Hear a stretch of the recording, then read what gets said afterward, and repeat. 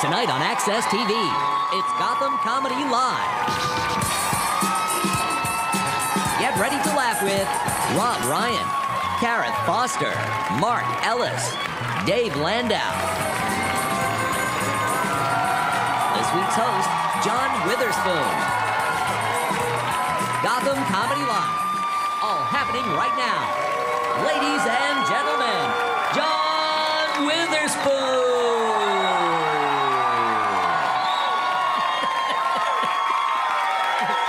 Welcome to Gotham Comedy Live. Don't nobody go in the bathroom. Please don't go in the bathroom.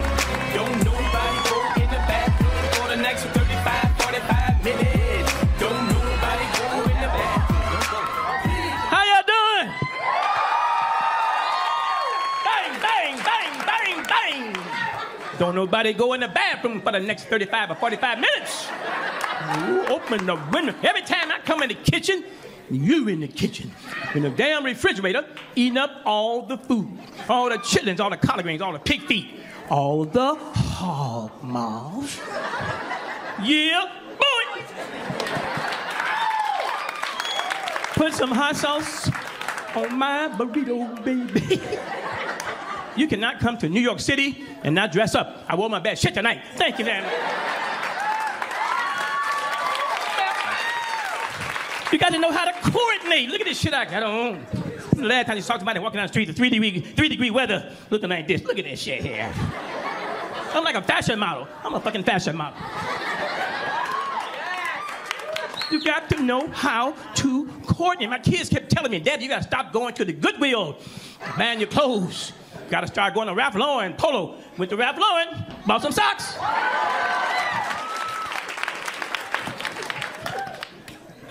It's cold than a motherfucker here. Somebody done fucked up the weather around here. This shit ain't supposed to be this damn cold. Buffalo, when I put it, Boston got 185 inches of fucking snow. I walked out the terminal at JFK, and you know it's cold when your shoulders automatically touch your ears. Damn! But I don't care how cold it is. It could be 5 degrees below zero. Wind chill factor 50 below. There's always some white man walking on the street with some fucking shorts on and some flip-flops.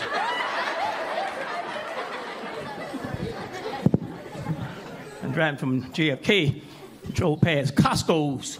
Why do we go to Costco's and the Sam's Club? I think they hypnotize your ass when you go to Costco. Who the fuck made a box of Frosted Flakes that fucking big? And they got the biggest baskets to push around. Y'all see them big fucking baskets? And Costco's always got some little lady in the aisleway blocking your way, trying to give you something free on a cracker. Ma'am, I gotta get through here. Would you get the fuck out of my way? Please, eat this. I gotta eat. Ma'am, I don't want that shit. I'm in a hurry. Fuck out of my way. I gotta keep my job. Eat this. But what is it? Booty giddy goo on a cracker. Get your booty giddy goo out my fucking way. There's always 30 people deep in line at Costco. 30 fucking people deep. I knew I had trouble when I went to Costco the last time. I had in my basket an 8-gallon jar of dill pickles. I ain't had a fucking dill pickle in 40 years. But I'm hypnotized. And I had a pack of 150 weenies and a walkie-talkie.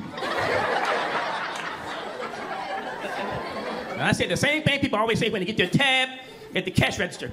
$300? What the fuck did I buy?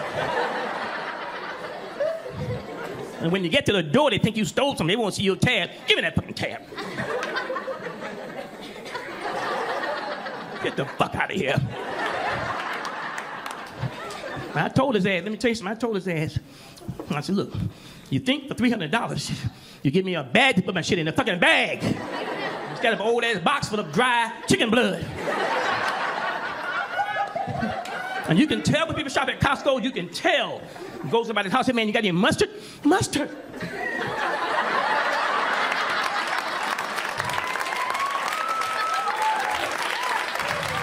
I'm so glad you asked for some mustard. This your lucky day. This came in a 3-pack. I want you to take 2 of them home with ya. Woo!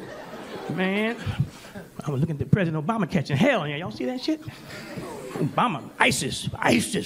Them crazy motherfucker. Where they come from? ISIS. I don't call them ISIS. I call them is. And I ain't fucking with them motherfuckers. They are crazy. They rob the town, rape all the women, and they cut people's heads off. Y'all see that shit? You see the people getting their fucking head cut off. You see how sad they are. They, sitting there looking straight out. If that was me, I'm about to get my fucking head cut off. Help! Help! Help! They be trying to cut my head off. I be ducking like a motherfucker. Be still. Fuck you! I be trying to talk their language. Assalamu alaikum, my brother. Assalamu alaikum, my brother. Assalamu alaikum, my brother. Assalamu alaikum, my brother. You know the dude always went on TV telling everybody what he's going to do to Westerners? He got that little thing, you can see his eyes. He said, I can't wait to get the rest of you Americans. I tell you this, he talking all that shit. He be talking that shit so long, he'll look up, I be going like a mother.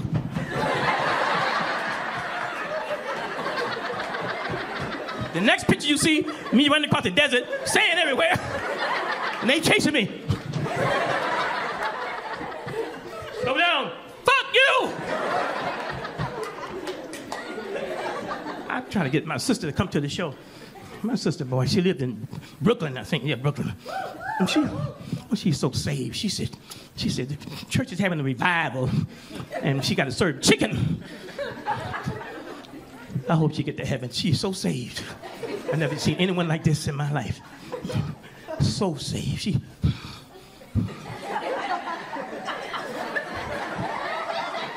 We in line at McDonald's. This is not such a line.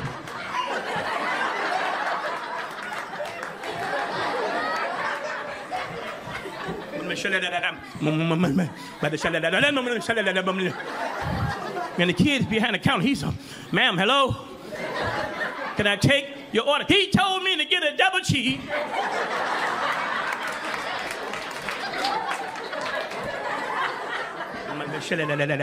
I went with my sister to my grandmother's funeral. My grandmother lived to be 97 years old. You don't cry, you celebrate her life. This woman was 300 people mourning peacefully. Only one person on the fucking floor. My sister running down the fucking aisles. A wig on the side of her head. Oh, this white hair, big old red wig hanging on the side of her head. One bobby pin to hold on to the wig. So everybody look at me, why don't you stop your sister? So I'm trying to get eye contact with my sister. She in the fucking corner with eyes closed dancing.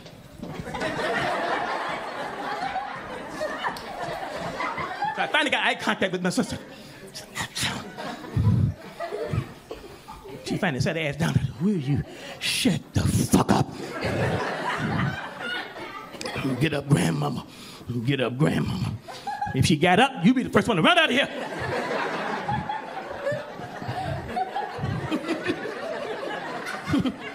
It's cold. Let me repeat this shit. Then a motherfucker here. I don't know what the fuck happened. Police show ain't got no 150 inches of snow. And they got them Boston Celtics. They can't even celebrate that shit. The New England Patriots can't celebrate shit. It's cold in the motherfucker. Thank you. All right. Thank you very much, everybody. Yeah.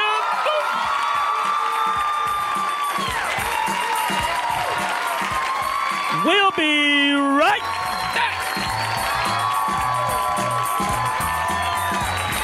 Stay tuned for more laughs on Access TV, live from the Gotham Comedy Club in New York City. Rob Ryan is taking the stage when we return.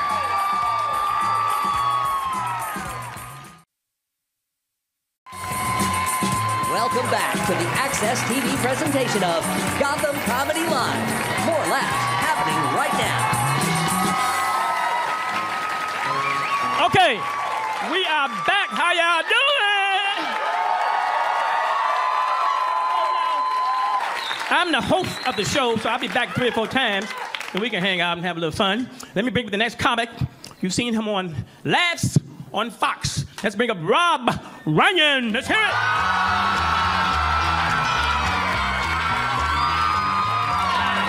Oh, thank you. Thank you. Thank you. Thank you. Thank you. Too much.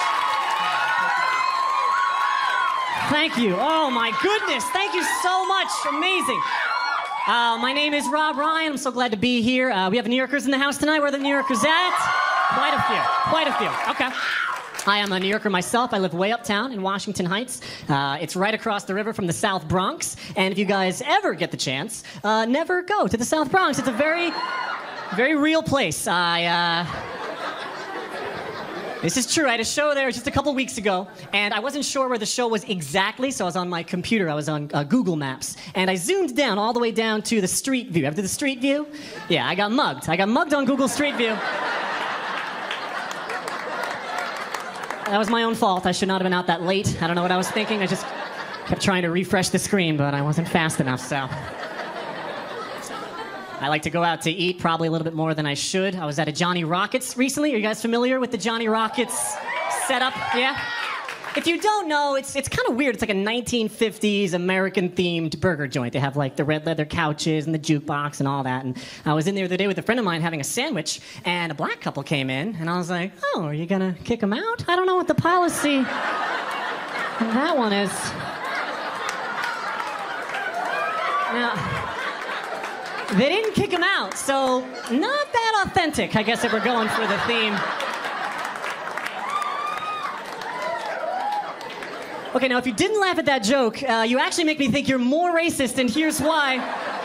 Because now you're making me think that you're thinking, like, what? That sounds like a legitimate business practice. I don't understand. Is there a joke there, honey? I missed it. I missed the joke. I don't even... So shame on you. White people are very uncomfortable about even being considered racist, especially towards black people. They'll just pretend that they are colorblind. I don't know if you ever come across this. It's like, oh my God, was he black? Oh, I don't even know. No, because you see, I don't see color, so I have no idea. Like, what do white people say when they don't want to seem racist towards Asian people? They're just like, oh, I don't see eyes, so I don't know. I just see two holes in your face. I have no clue. I don't know. Yeah.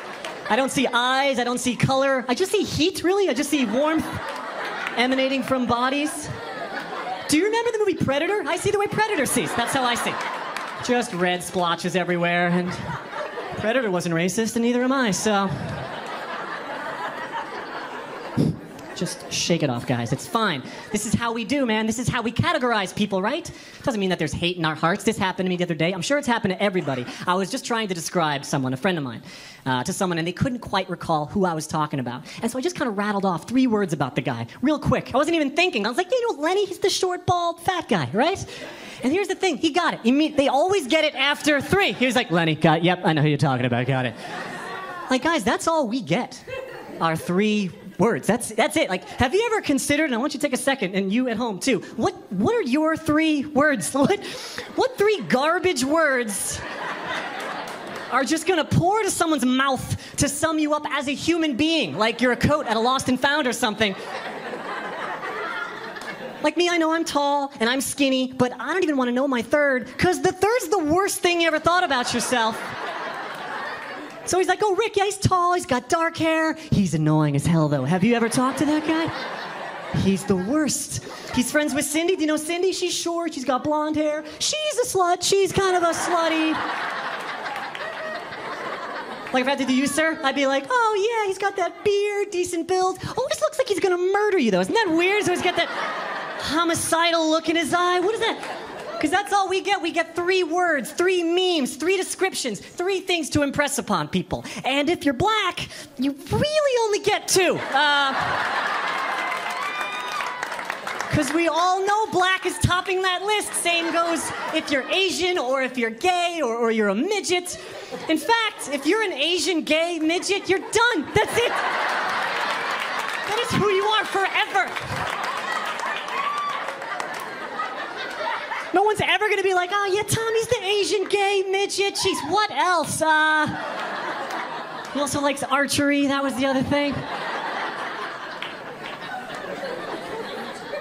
I love the diversity, man. That's why I love living in New York. Large gay population in New York, too, especially in Chelsea here.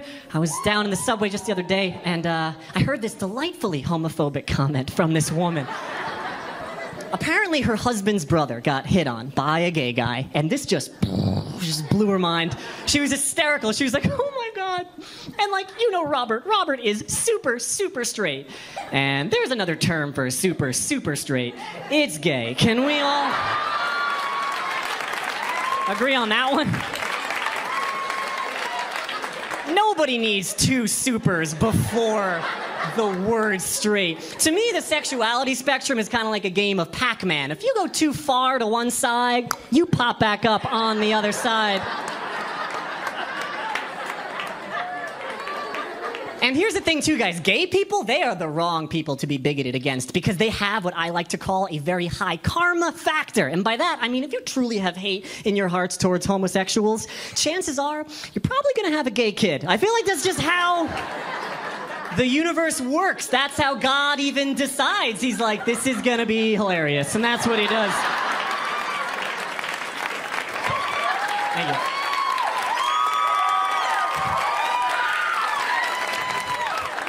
And the really homophobic ones, like, you know, they're like, hey, get out of my barn. Like those guys, people think are gay. Those conversations happen. You've definitely pulled your friends aside before, ladies especially, and been like, I don't know, I feel like Rich might be gay. Do you know, like, it's just weird because he hates them so much. It's almost like he's repressing like an inner gay thing. Does that make any sense? And that happens with no other group. No one's ever like, I think he might be Mexican. I don't know. We don't know. It's just that he hates them so much. It's weird. It's like he's repressing an inner Mexican. He's always talking about that wall and how big it should be. And we don't see him on the weekends, so we don't know what he's up to. We don't know what he does. I'm not sure. People get things wrong all the time. I was having an argument with a friend of mine the other day, and she was going on this tirade about men and about how men rule the world and about how men run everything, and she was going on and on. She was like, yeah, well, go ahead, look around you, right? Everything you see is phallic-shaped, isn't it? Yeah, go ahead, look at our bombs and our rockets and our missiles, all phallic-shaped, clearly man inventions. Now, guys, I'm no rocket scientist, but I have the feeling that even if the roles were reversed and women ran everything, I just don't feel like a vagina-shaped rocket would do the trick. I feel like there'd be a lot of wind resistance. I don't know. Because you got to think like an engineer, right? And simplicity is key. And you have to admit, the phallic shape, very simple design. Like, God did not try very hard when he made men. He definitely took some more time with you women. You are creme brulee. We are ramen noodle. I get that. And to be perfectly honest with you, ladies, before you clap, you got a lot of crap going on down there that, frankly, I just don't want in our rockets, okay? Think of every man missile ever invented. It's always 3, 2, 1, blast off. That's it. No vagina missile's gonna take off like that. It's gotta be in the right mood. And, it's not gonna count down from 3. It's gonna count down from like 1,000. When it finally does get down to 3, 2, 1, it won't be the push of a button or the turn of a key. There's gonna be cranks and levers and pressure release valves, all intricately timed. And if you screw up one, you gotta start all over again. Meanwhile, there's one poor sorry son of a bitch trying to man the entire thing. The commander's on the phone. He's like, how come the missile didn't launch, soldier? He's like, I don't know, sir. I don't think we talked to it enough. There weren't enough candles. I think it's still mad about last week, to be honest with you. You guys have been great, man. My name is Rob Ryan. Thank you.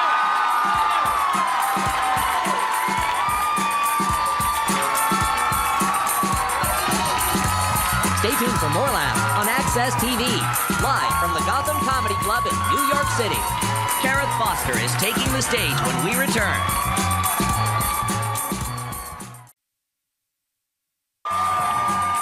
Welcome back to the Access TV presentation of Gotham Comedy Live. More laughs happening right now. All right. All right, hey, come on, one more. Keep it going. How you doing? Boy, we are having fun. So I'm still introducing people. Y'all having a good time?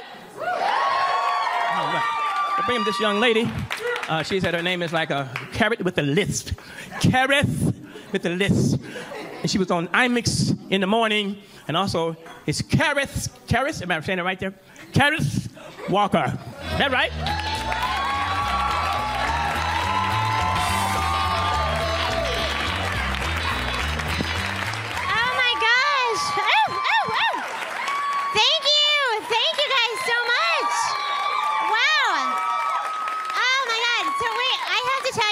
just had a baby. Thank you. So I am not just glad to be out of the house, I'm glad to have a shirt on. This is a very special occasion. Actually, you know what? This is actually my second baby in 2 years. I know. So I think that means do not get me wet or feed me after midnight. But my friends are like, why would you do that? Why would you have kids back to back like that? I'm like, look, I don't know if you realize this, but I'm like 84. Okay? And if I didn't make it happen quickly, there was a very good chance my kids could come out looking like a Picasso painting. I love that you laughed at that. Thank you so much. Oh my God. Seriously, because if anybody cried, I swear to God, I could breastfeed the back row from here. You think I'm kidding?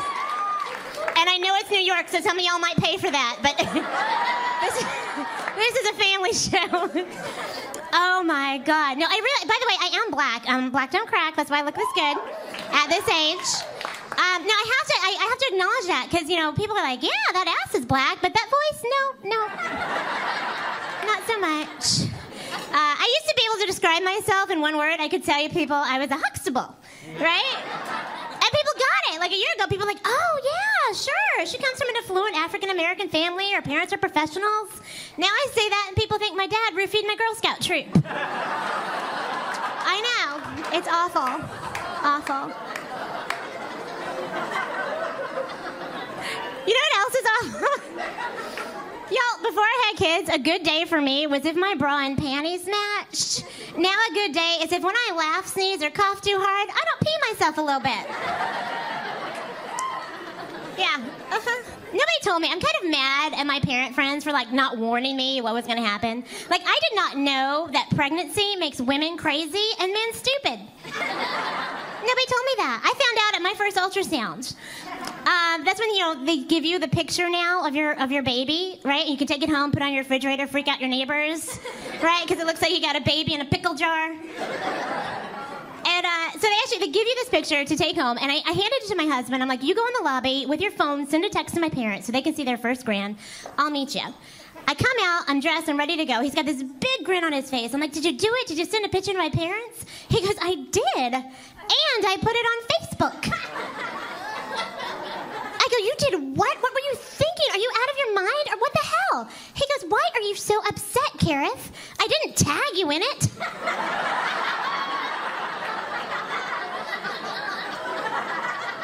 Who else's fetus would you be having on your Facebook page, you jackass? So it really should be no surprise when I truly got the worst birthday present ever from him when I was pregnant. I hear him on the phone, and I hear him going, yeah? Oh, she can't? Oh, yeah, she's like 6 months. So I realized, like, he was being a cheap bastard. He got me a Groupon, which was fine. At least he got me a present, right? But I'm thinking, you know, maybe he got me something cool, like skydiving, like something I obviously cannot do pregnant. He hangs up. I'm like, what was it? Because he looks so disappointed. He goes, well, I got you a colonic. I said, a what? He goes, I go, no, I heard you. What, why? What were you thinking? Like, jewelry didn't cross your mind? And he looks me dead in the face. He goes, well, you said you were having trouble going. And if you think about it, a colonic is really like a day spa for your ass. Now, as true as that might be, that is truly the most shitty present you could ever give someone.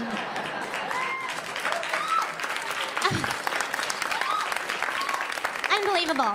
So I'm actually, like, getting ready to get back into, you know, my fighting weight, get back into shape. And the thing is, like, I don't know if it's just, you know, because I'm older and that I'm comfortable with who I am. I also know it depends on where I am, like, how I should feel about myself. Like, in New York City, like, right now, I'm pleasantly plump. Right? When I go out to Los Angeles, I'm a beached whale.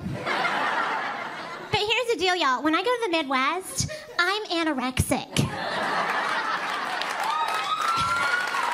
And it is awesome.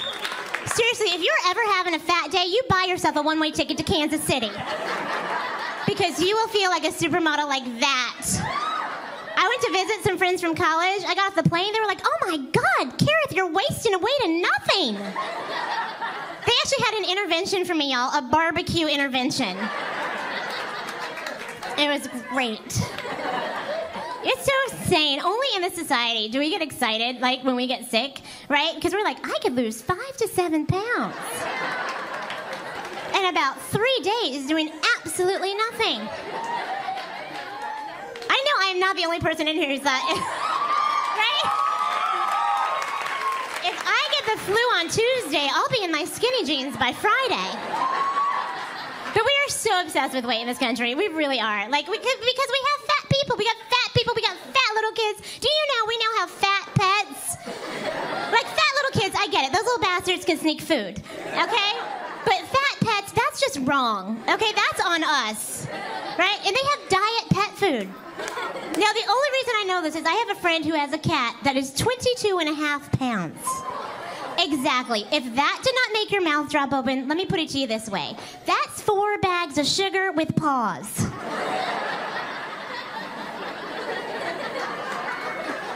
Now, the only reason we not weigh this much is because he had to take it to the vet because it was limping, right? Now, I am not a rocket scientist, but I did suggest that maybe it was limping because it was being crushed under its own weight. Turns out I was wrong. Somebody had actually shot it. I know, like really awful, horrible. It was like devastating. My friend was upset. Of course he was, as any of us would be. He was like, how could somebody do that? How could someone shoot my cat? I was like, sweetheart, at 22.5 pounds, somebody probably thought it was a fucking wildebeest. See, parenting is making more sensitive, right? I'm trying to be a good parent. I've started reading books. I actually came across this book called Toddlers Are Assholes. 2.5 years ago, I would have thought that was the most horrible woman on the face of the planet who wrote that. Now I'm like, this bitch knows what she's talking about. Teach me, sensei. Honest to God, I think if the government implemented toddlers, we could handle so much stuff, right? Seriously, we want to take care of terrorism? You send a pack of toddlers over there with no snack, no nap, and tell them ISIS has their juice boxes. Obama's doing it all wrong, right? He wants to get stuff past Congress. All he has to do is get on the floor, rant, yell, say the same shit over and over again. Finally, somebody will call, like, the Secret Service or Michelle to come pick his ass up. All he has to do is put his arms up and do the noodle thing, right? Oh, my God, I get it now. I understand why people drink before 4. There is no shame in that. Anybody who has children. Anybody. It's a lot like being single. Has anybody, like, you remember being single, the parents, right? Do you ever remember? This is so horrible. But I think sneaking away from a baby is kind of like sneaking away from that one-night stand you sobered up with in the middle of the night, right? You got to pop the nipple out of their mouth and, like, get out as quietly as you can. Are really just me with a sordid past? Okay, people. Okay. You guys have been awesome. I'm Karen Foster. Thank you. Stay tuned for more laughs on Access TV, live from the Gotham Comedy Club in New York City. Mark Ellis is taking the stage when we return.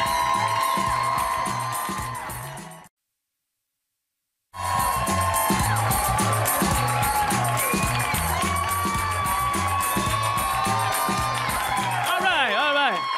Okay, let's keep this show moving. You've seen him on the YouTube channel, Smole No. Yeah. Let's hear from Mark Ellis.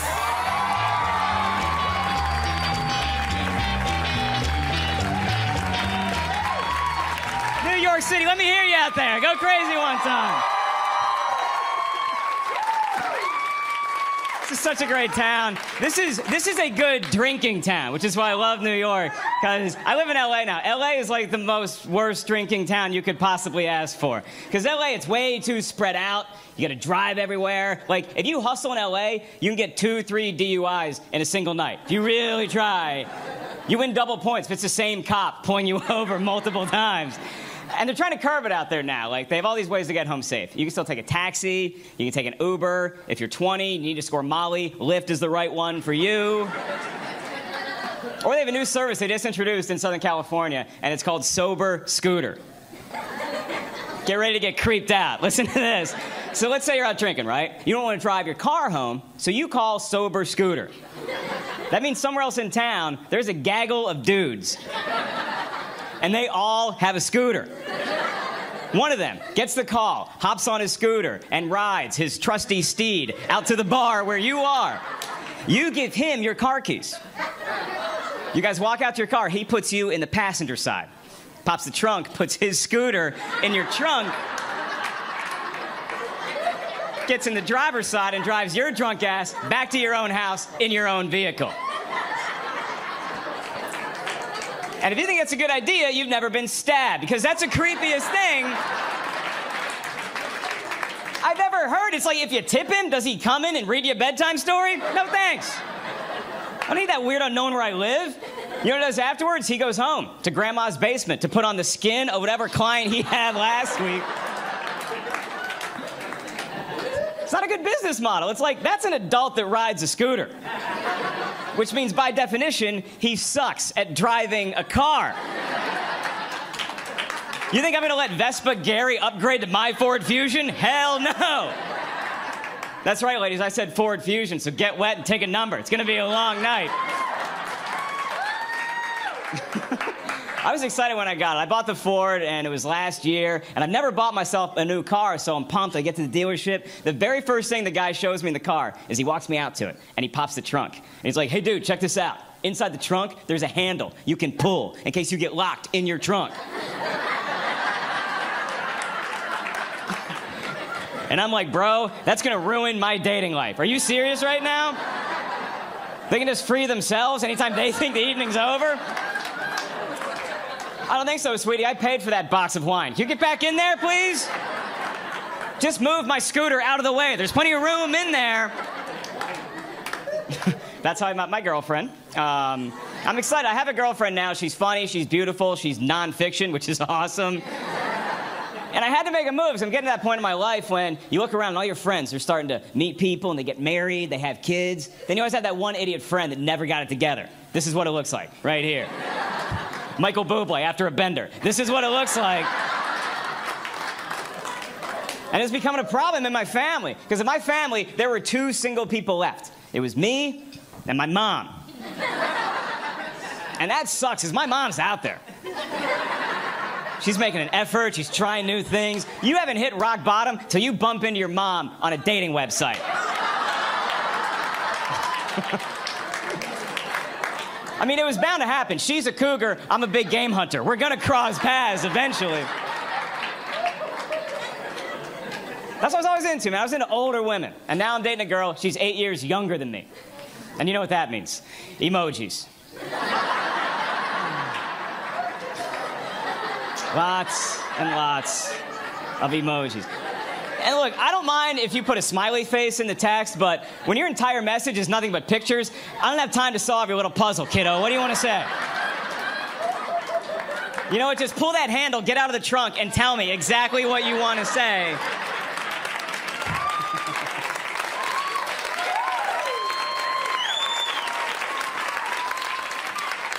Now, older women, they know how to text. When older women send a text message, it's short, concise, to the point. It's like, come over, bring alcohol, get tested. They're serious about this. And what do you hear about older women, boys? What do you hear? You hear they're great in bed, right? And that's awesome. What worries me is, how did they get that good? Because you start thinking about it. You're like, wait. Nobody just wakes up the star of Cirque du Soleil. That takes years and years. It's intimidating. You hook up with a cougar, you go back to her place. And it feels like you're walking into old Yankee Stadium for the very first time. Because you're just thinking about all the greats that have played here before you. She's got jerseys retired in her living room. Sign above her bedroom door, it says, play like a champion today, and you gotta slap it. That's how I was gonna do it. I was gonna meet an older woman, we'd fall in love, spend the rest of our life, the rest of her life together. That's how you do it. Because with an older woman, you never have to have the kids conversation. Are we gonna have kids? Are we not gonna have kids? If they wanted to have kids, they already took care of that. That kid's a teenager, and I'll punch a teenager. If you're old enough to skateboard, you're old enough to get knocked off it, okay?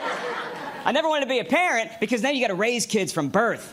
And you can't discipline kids the way you used to be able to. You can't. Like, if you try to spank kids today, they're gonna tell on you. They're gonna find an adult they trust, a teacher, a news crew. They're gonna rat you out. When I was a kid, if you were the tattletale, that's why you got spanked in the first place. And I think my parents did it right, because when we were kids and we acted up, we got spanked. We got spanked. That's all that ever happened until the road trip. Remember the road trip with your family? Discipline at 79 miles an hour on the highway? I was an Air Force brat, so we move around all the time. Every road trip, same situation. Dad drives, mom's in the passenger seat, 3 kids in the back. Now, as soon as the road trip begins, my mom passed out. She's asleep. Something about spending time with her own family really made my mom drowsy. So she's out, so now Dad's got to take care of everything. And if we got loud in the back seat, the first thing my dad did, never yelled at us right away. First thing he did, he just got really quiet. Focused, like he's planning exactly what he's going to tell the authorities after this bloodbath ensues. And then if we got louder, that's when it got physical. That's when you see Dad driving with this hand, then this hand comes off the wheel. This hand grabs the wheel, so this hand is free to just hit whatever he can find in the back seat. He was good. He did like 3 good ones. And then we're like, oh, he's done. Nope, there's a second half to this game. And that was always cool with me and my older sister, because we always made my little brother ride bitch. As soon as that hand came up, we're like, get in there, Robbie. Learn some life lessons. And if that didn't shut us up, all he had to do is go to level 3, which is where he says, if you kids don't shut up, I'm pulling this car over and I'm going to spank you in public. And if you saw that today, somebody's calling child services. Back when I was a kid, other cars saw that and started honking their horns. The police come by. That's awesome, dude. Sober Scooter comes by. Can I play with those kids after you're done? My name is Mark Ellis. You guys are fantastic. Thank you very much. Stay tuned for more laughs on Access TV.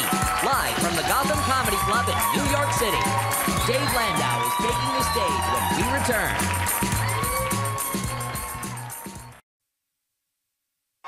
Welcome back to the Access TV presentation of Gotham Comedy Live. More laughs right now. Okay, we got to keep moving real quick. From Detroit, second time on this show, David Landau. That's it for David.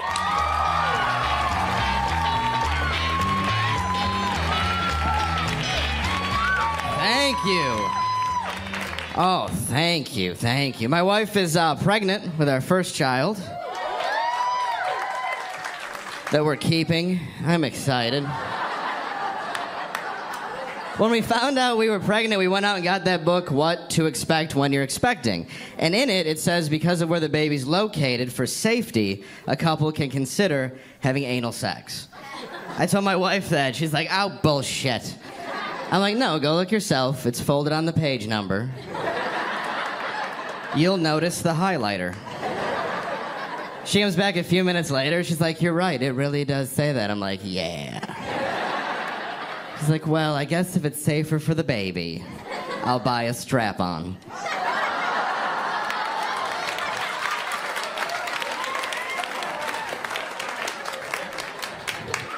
I'm worried having a kid, though, because, like, there's so many creeps out there now. Like, with the internet, they're on the tips of your fingers, you know? And don't get me wrong, there were creeps around when I was a kid. I remember I was 10 years old. I was playing outside of an ice rink. My dad was inside watching my brother play. I didn't play hockey. I'm not an athlete. This is not an athlete's body. But I was playing out front. This old dude pulls up in an old car. He's like, hey, man, your dad told me to give you a ride home. That's weird. He's inside. I think he would have mentioned this at some point. He goes, no, I'm a good friend of the family. Said to bring you home right away. I'm like, no. If you're a good friend, I would have met you. He goes, I got candy, and I'm 10, so I'm like, well, what kind of candy you got? He goes, I got candy corn. Like, what? Hell, but I'm not let you fuck me for no candy corn.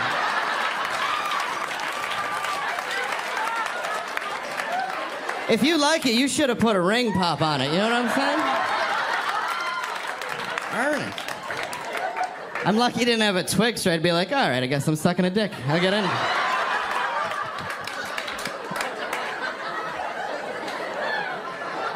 I feel bad for kids in like the 1800s when candy was awful. Like, hey kid, you want some peanut brittle? I guess. All right, get in the carriage.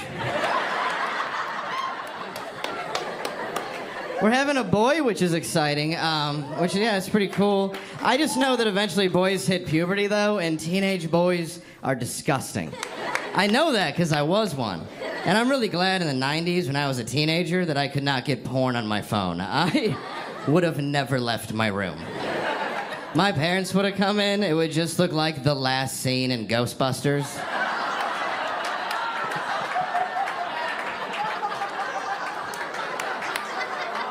Your phone bill's $11,000. Your right arm is enormous. All of your socks look like casts. Don't groan like you don't know what I'm talking about. Every teenage boy in America has a sock under his bed so rock hard you could knock out a burglar with it. I think somebody's in the house. Should I grab the gun? I'll just hit him with the boys' jizz sock. Should knock him out long enough before the proper authorities can take him away. I found out my mom knew about that stuff. I was 16 years old, sneaking my girlfriend into my house to introduce her to my family. My mom comes out of nowhere, furious about something, stops right in front of me and goes, "If you're going to masturbate, use a Kleenex.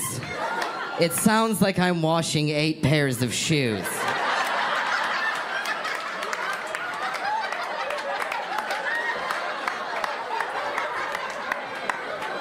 Hey, Mom, this is Sarah. I don't know if you two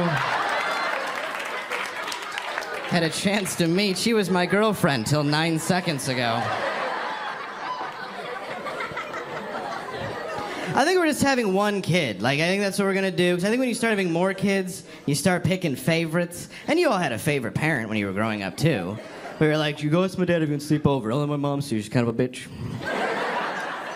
My dad liked my brother more than me because he was good at sports. My dad was our Little League coach. I sucked so bad at baseball, he used to make me wear a jersey with another kid's last name on it. I remember when he gave it to me, I was like, who's queer? I'd be out in right field. "What are you wearing, Dave?" "I don't know."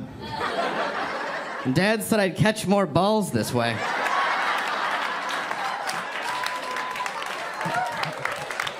You guys are good with that joke, right? I don't get homophobia, I really don't, but I know where it comes from because I was raised Catholic, and in the Bible, in the book of Leviticus, it says man shall not lay with another man. It also says that you can't get tattoos, eat shellfish, or have sex with a woman who's menstruating. So, see you in hell.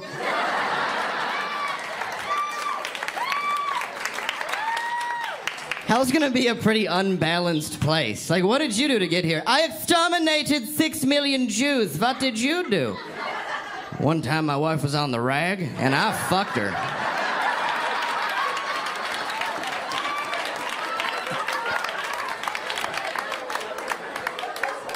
That's why I think hell should be more like a prison sentence. You go there for a little while, you know what I mean? If you have sex with a woman on her period, eventually God's gotta be like, "All right, you've been in hell long enough for earning your Red Wings. Come on up to heaven and get your white ones."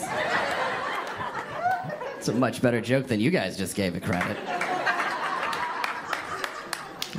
No offense, ladies. Oh, you are not the nicest on your periods.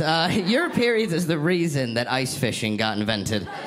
Just some dude hundreds of years ago getting screamed at. "I'm gonna go fishing, all right? It's 0 degrees outside." Then I will just cut a goddamn hole in the ice. See you in 5, crazy. Holy shit. "What if you fall in?" "Well, it's the only way I'm gonna get fucked tonight, isn't it?" My wife will let me near the treasure during that time of the month. And I think it's because the first time I saw a string hanging out of it, I said, "Oh, good, you caught the mouse."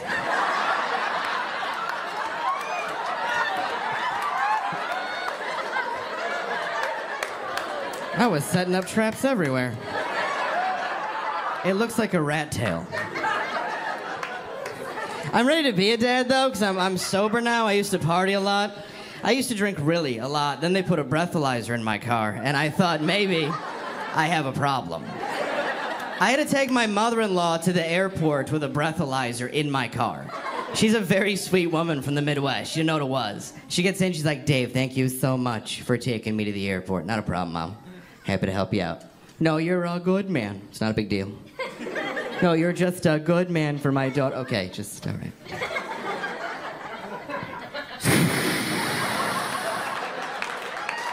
What does that do? It starts the car.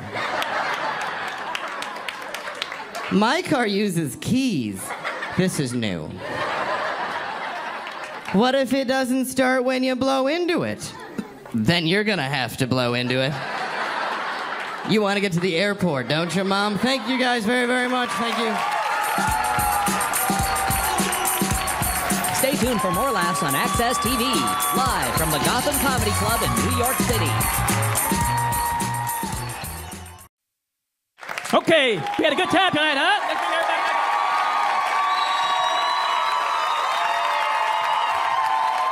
Rob! I can't see that. Yeah, we had a good time.